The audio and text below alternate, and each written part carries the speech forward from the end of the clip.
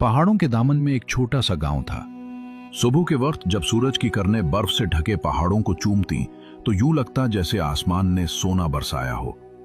गांव के लोग सादा, मेहनती और दिल के साफ थे। वो फितरत के साथ जीते, जमीन से रिस्क कमाते और आसमान की तरफ देखकर शुक्र अदा करते। इसी गांव में एक नौजवान रहता था जिसका नाम अय्याज था। अय्याज की उम्र बमुश्किल 22 बरस थी, मगर उसकी आंखों में एक ऐसी चमक थी जो आम लोगों में नहीं पाई जाती। वो मेहनती था, मगर उससे बढ़कर वो ख्वाब देखने वाला नौजवान था। उसके ख्वाब दौलत या शोहरत के नहीं थे, बल्कि इज्जत, खिदमत और एक मकसद के थे। अय्याज बचपन ही से अपनी मां के साथ रहता था। उसका बाप, जो गांव का सबसे निडर शिकारी था, उस वक्त लापता हो गया था जब अय्याज सिर्फ 8 बरस का था। एक दिन वो जंगल में गया और वापस ना आया।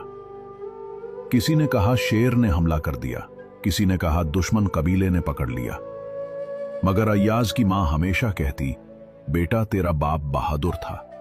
बहादुर लोग मरते नहीं, वो कहानियों में जिंदा रहते हैं। यही जुमला अय्याज के दिल में उतर गया। वो चाहता था कि एक दिन वो भी ऐसी कहानी बने जिसे लोग याद रखें। साल बीतते गए। गांव में अमन था, मगर एक दिन एक अजीब हादसा पेश आया। पहाड़ के पार एक दरिया बहता था, जिसके पुल के जरिए गांव वाले दूसरे इलाकों में तिजारत के लिए जाते थे।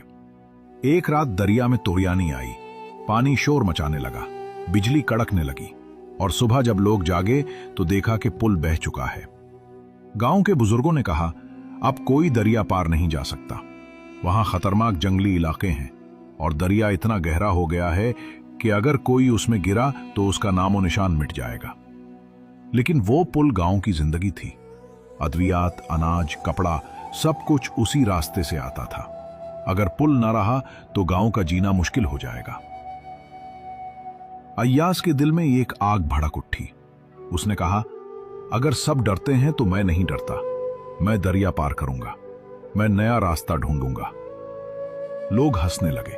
अय्याज, ये बच्चों का खेल नहीं है। कई बहादुर मर्द भी इस दरिया के करीब जाने से डरते हैं। तुम्हें अपनी जान की परवाह नहीं?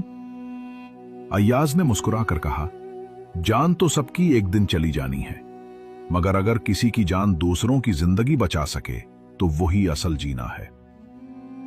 ये सुनकर गांव में खामोशी छा गई। उसकी मां की आंखों में आंसू थे, मगर लबों पर दुआएं। अय्याज ने अगली सुबह सफर का फैसला कर लिया।